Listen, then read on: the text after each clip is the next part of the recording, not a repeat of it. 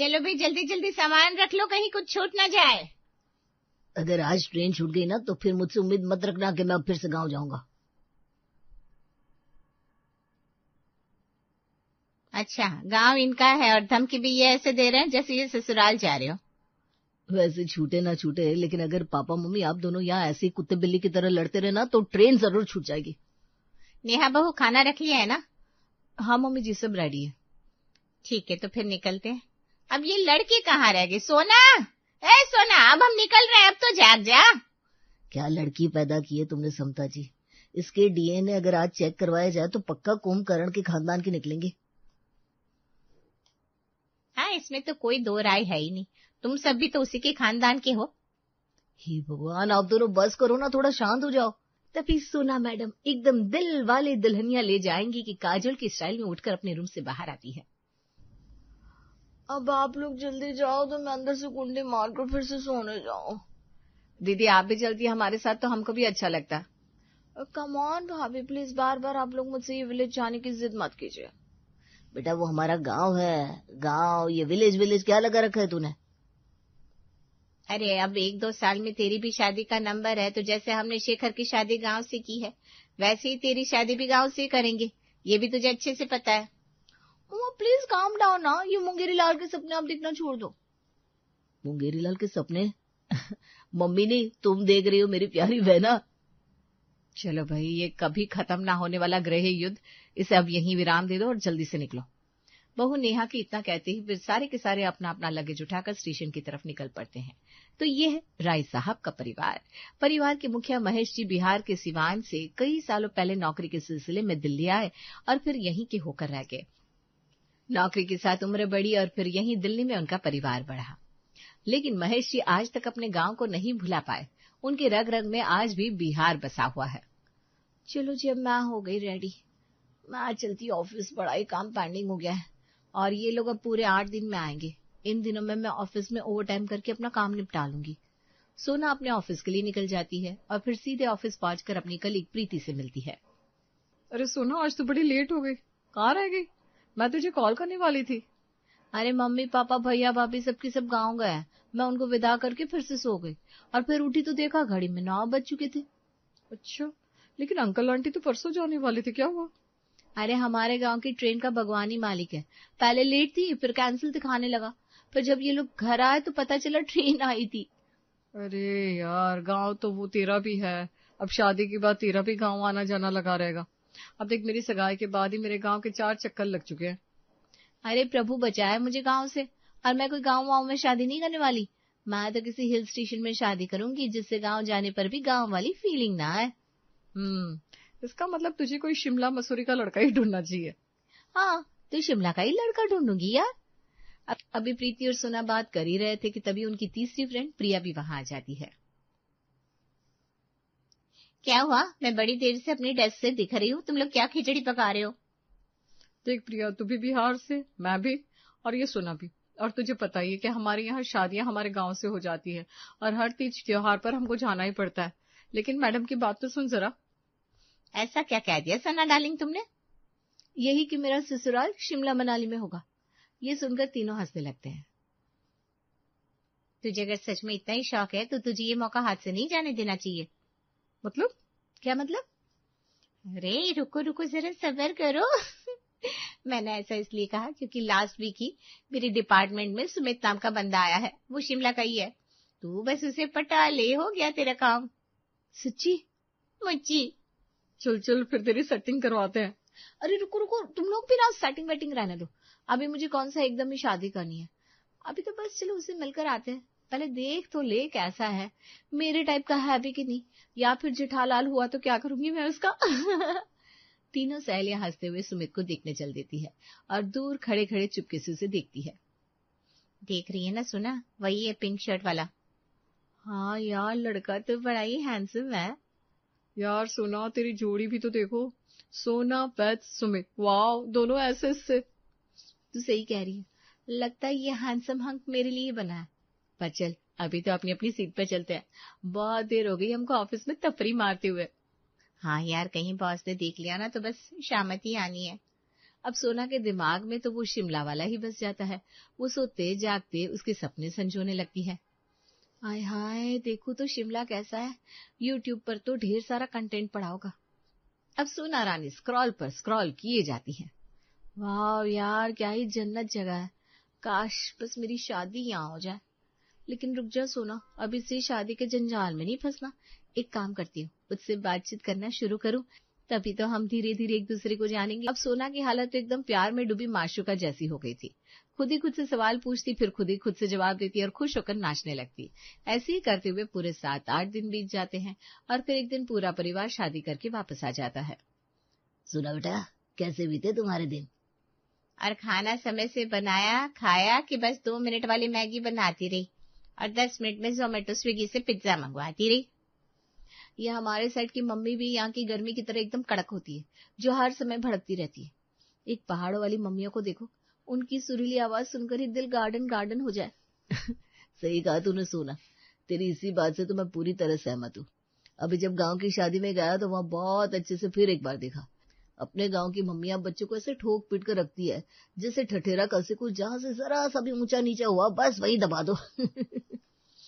हाँ बुआ, वहां तो मम्मी ने भी मुझे 2-3 बार धो डाला। ये सुनकर सब लोग बड़े ही जोर जोर से हंसने लगते हैं। अब तो बड़ी हो जा सोना, अब देख तेरे लिए तेरे ताऊ जी, चाचा जी, फूफा जी लोगों ने कितने रिश्ते देख रखे हैं। नहीं नहीं, मैं अभी अपने गांव में शादी नहीं करूंगी। मेरा तो ड्रीम है, मैं तो पहाड़ों में शादी करूंगी। सोचो जरा, गांव के लोग कहेंगे कि आपकी बेटी की शादी तो शिमला में हुई है, शिमला में। आपको कैसा लगेगा? अरे बेटा, तेरी शादी गांव में थोड़ी ना कर रहे। लड़के तो बाहर सारे शहरों में ही जॉब करते हैं, और कुछ लड़के हैं जिनका हमारे सिवान में ही बड़ा अच्छा बिजनेस है, तो फिर बुराई क्या है? नहीं पापा, मैं शिमला के लड़के से ही शादी करूंगी। समता जी बहुत गुस्से में आ जाती है। देख सोना, हमारे बस की तो नहीं है कि हम शिमला का लड़का ढूंढने जाए। मैं ढूंढ दूंगी ना। तभी बीच में सोना की भाभी नेहा भटकती हुई आग में घी डालते हुए कहती है, लगता है दीदी ढूंढेगी नहीं, दीदी ने ढूंढ लिया है लड़का। क्यों दीदी, सही कहा ना? हाँ भाभी, आप कभी गलत कहती हैं क्या? आपने बिल्कुल सही कहा। मैंने अपने लिए लड़का ढूंढ दिया है और मैं उसी से शादी करूंगी। इतना कहकर सोना गुस्से में उठकर वहां से अपने रूम में चली जाती है। हे भगवान, ये मैंने क्या किया? अभी तक मैंने उस लड़के से बातचीत भी नहीं की। अगर कहीं उसने शादी के लिए मना कर दिया तो? नहीं, अब तो उसे शादी के लिए मनाना ही पड़ेगा। पर अब मैं क्या करूं? कल ही जाकर प्रिया और प्रीति से ऑफिस में इस बारे में बात करती हूँ। सोना अगले दिन जाकर प्रिया प्रीति को अपनी पूरी दुख भरी कहानी सुनाती है। अरे तू परेशान ना हो, चल मैं तुझे चलकर मिलवाती हूँ। वो मेरे डिपार्टमेंट से है, तो मेरी उससे कई बार बात हो चुकी है। सोना सुमित से मिलने जाती है और 2-4 मुलाकात में ही बातचीत का सिलसिला आगे बढ़ता है। सोना, आज तुम मुझे यहाँ कैफे में क्यों लेकर आई हो? आज मैं आपसे अपने दिल की कुछ बात करना चाहती हूँ सुमित। हाँ हाँ बोलो ना, ऐसी भी आखिर क्या बात है जिसके लिए मुझे ऑफिस से यहाँ खींच कर ले आई तू? सुमित, मैं आपसे शादी करना चाहती हूँ। ये सुनकर सुमित एकदम चौंक जाता है। ये तुम क्या कह रही हो सोना? मैं इतनी जल्दी शादी के लिए तैयार नहीं हूँ। अभी हमें मिले कुछ हफ्ते ही तो हुए हैं, अभी से शादी? अरे अभी शादी के लिए कौन कह रहा है? मैं तो बस ये कह रही हूँ कि तुम बस एक बार हाँ करके मेरे मम्मी पापा से मिल लो, बस फिर शादी तो हम भले ही चाहे 2 साल बाद करें। लेकिन सोना, मतलब तुम मुझसे प्यार नहीं करते सुमित? बाकी के लड़कों की तरह बस टाइम पास कर रहे थे ना? इतना कहकर सोना मैडम तो जोर जोर से रोने लगती है और पूरे रेस्टोरेंट के लोग उनको देखने लगते हैं। अरे सोना सुनो, पहले रोना बंद करो। और हाँ, मैं इस संडे को ही तुम्हारे मम्मी पापा से मिलूंगा, बस तुम फिक्र मत करो। और अगले ही हफ्ते पहाड़ी बाबू अपनी होने वाले ससुराल में अपने होने वाले सास ससुर से मिलने पहुंच जाते हैं। अच्छा तो आप है सुमित, लेकिन आपको हमारे बिहार में ऐसा क्या लगा जो आपको एक बिहारी लड़के से शादी करने का ख्याल आया? आप बिना पापा कैसे कैसे सवाल जवाब करते हैं? सुमित आओ, मैं तुम्हें घर के बाकी लोगों से मिलवाती हूँ। ये है मेरी माँ, ये रही मेरी भाभी, ये है मेरे भैया और ये मेरा प्यारा से सोनू, मेरा नेफ्यू। आगे का क्या प्लान है आपका? यहाँ दिल्ली में रहकर जॉब करना है या फिर वापस शिमला जाना है? जी वो क्या भैया, आप लोग भी यूपीएससी के जैसे इंटरव्यू लेने बैठ गए? अरे मैं सुमित से शादी इसलिए करना चाहती हूँ क्योंकि अगर कुछ साल बाद उन्हें वापस घर भी जाना पड़ा तब भी उनका गांव पहाड़ों में होगा। कितना सुंदर! सोचो मैं कैसे डांस किया करूंगी, पंछी बनूं उड़ती फिरूं नील गगन में। इतना कहकर सोना वही सबके सामने नाचने लगती है। अरे थम जा बेटी थम जा, आजकल की बेटियों में ना शर्म है ना हया। अरे हमारे घर के बाहर बैठकर भी अगर हमारी शादी की बात चलती थी ना तो भी हम दूसरे के घर भाग जाया करते थे, और आजकल देखो वो नाच नाच कर दिखा रही है। हे भगवान क्या करूं इस लड़की का। अच्छा सुनो बेटा, बाकी सब तो ठीक है, लेकिन शादी से पहले हम एक बार तुम्हारा गांव देखना चाहते हैं। हाँ, ये बात बिल्कुल ठीक कही समता जी ने। देखो बेटा, साफ कहना सुखी रहना, क्योंकि हमने तो कभी कोई पहाड़ बाहर देखे नहीं, तो फिर हमें कैसे पता चलेगा कि हमारी लड़की की शादी कहाँ हो रही है। हाँ मम्मी बिल्कुल ठीक कह रही है। सुमित, आप एक बार हमें अपना घर दिखा दीजिए। जी, मुझे उसमें कोई एतराज नहीं है। आप लोग जब चाहे तब चलने के लिए मैं राजी हूँ। हाय, मैं शिमला जाऊंगी। थैंक यू दीदी, इसी बहाने से मेरा हनीमून भी बन जाएगा। हाय, मैं तो खुशी के मारे कहीं पागल ना हो जाओ। अरे बहू तो पागल न हो जाना, तू जाकर पहले चाय नाश्ता लेकर आ। अरे मम्मी जी, बातों बातों में मैं तो भूल ही गई, बस अभी लाई। लीजिए जीजा जी, ये है आपकी हिमाचल की सबसे फेमस सिड्डू, मैंने यूट्यूब से देखकर बनाया है। सुमित ये सुनकर बड़ा ही खुश हो जाता है। और फिर कुछ ही दिनों बाद फ्राइडे इवनिंग को निकलने की प्लानिंग होती है, जिसके लिए सुमित शिखर को फोन लगाता है। भैया, हम फ्राइडे इवनिंग में निकलते हैं, अगर आप कहें तो मैं कार बुक कर देता हूँ। अरे नहीं नहीं सुमित, कार से काम नहीं चलेगा। पापा ने जब ये बात गांव में बताई तो वहां से हमारे दादी, ताऊ जी, ताई जी, बुआ जी, फूफा जी भी आ रहे हैं, तो कुल मिलकर हम 12 लोग होंगे। अच्छा, तो फिर ठीक है, मैं एक टेम्पो ट्रैवलर ही बुक कर देता हूँ। अब सारे लोग फ्राइडे के दिन निकलते हैं। दिल्ली से लगभग 100 किलोमीटर ही चले थे कि ताऊ जी के फोन की घंटी बजती है। अरे हम शिमला जा रहे हैं। क्या सच में? रोको रोको भैया, अभी गाड़ी रोको। क्या हुआ भाई साहब? और अभी सुना कि रात को शिमला जाना ठीक नहीं होता, कहीं हमारी गाड़ी खाई वाई में लुढ़क गई तो हम ढूंढने से भी नहीं मिलेंगे। नहीं नहीं भैया, रोक लो, हम शिमला जाने के लिए आए हैं, ऊपर जाने के लिए नहीं। वैसे इतना डरने की कोई बात नहीं है, मैं हूं ना आप लोगों के साथ। अरे नहीं लड़के, मैं नहीं जाती ऐसे, यही रोक लो, कल सुबह निकलेंगे। यही गाड़ी साइड से लगा लो और खाना निकालो, बड़े जोर की भूख लग गई है। अब सब लोग पूरी रात गाड़ी में ही आराम करते हैं। मुझे मच्छर काट रहे मम्मी, आपने कहा था आज ही हम शिमला पहुंच जाएंगे। फिर नेहा जैसे तैसे करके सोनू को चुप करके सुला देती है। सुबह के 5 बजते ही सब जागते हैं और जाने की तैयारी करने लगते हैं। सुमित, अब कितनी देर और लगेगी हमको शिमला पहुंचने में? बस 2-3 घंटे और। अरे ये कैसा लग रहा है मुझे, मेरा सर क्यों घूम रहा है? हाँ सही कह रही है बहू, मुझे तो उल्टी आ रही है। अरे रोको रोको, मुझे भी उल्टी आ रही है। फिर से गाड़ी रोक दी जाती है, सब गाड़ी से उतर जाते हैं। अरे क्या हुआ तुम सबको एक साथ? दादी, वो ना जब पहाड़ों पर चढ़ते हैं तो जैसे ही घाट आता है कुछ लोगों को चक्कर और उल्टी की तकलीफ होने लगती है। आपको तो कुछ नहीं हो रहा ना सोना? नहीं नहीं, मुझे कुछ नहीं हो रहा, लेकिन मेरा मन बड़ा ही वैसे सा हो रहा है। हे भगवान, मुझे नहीं जाना ये शिमला विमला, मेरे बस की ना है, घर चलो वापस। अरे तुम पागल हो क्या नेहा? अब वापस क्या ही जाएंगे? अरे भाभी, व्यू तो देखो, वाव, अभी पहाड़ के ऊपर चले जाएंगे हम, है ना सुमित? वहां देखो, वहां हम सबसे ऊपर पहुंच जाएंगे अभी। चलो चलो सब लोग जल्दी बैठो, अभी पहुंच जाएंगे, बस थोड़ी देर की तो बात है। सब लोग फिर से चढ़कर जैसे ही बैठते हैं, गाड़ी फिर से 50 किलोमीटर चलती है। वैसे ही बहुत तेज बारिश होने लगती है। अरे अभी रुक जाओ, ऐसे कर ड्राइवर से कहो गाड़ी रोक दे, इतनी तेज बारिश में गाड़ी चलाने की क्या जरूरत है? अरे ये कहाँ फंस गई? भाभी कहाँ बुला लिया आपने मुझे? अरे दीदी, अभी नहीं बुलाते तो आप ही नाक फुलाती। मेरे भैया भाभी ने हमें पूछा नहीं और अब ऐसे बोल रही है।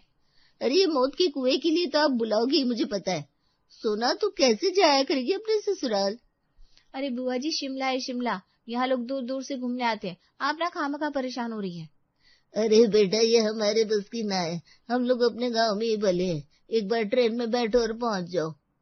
लो जी, हो गई बारिश कम, चलो ड्राइवर जी अब सीधे पहुंचा ही देना। अब सोनू बहुत जोर जोर से रोने लगता है। मुझे पहाड़ वाली मैगी खानी है, मैंने रील में देखा था। हाय मेरे लाडले, तूने मुझे भी याद दिला दिया। इस गपड़तान के चक्कर में मैं तो भूल ही गई। चल चल, हम लोग पहाड़ों वाली मैगी खाते हैं। मैं तो जल्दी से इंस्टा पर एक रील भी बनाकर डाल देती हूँ।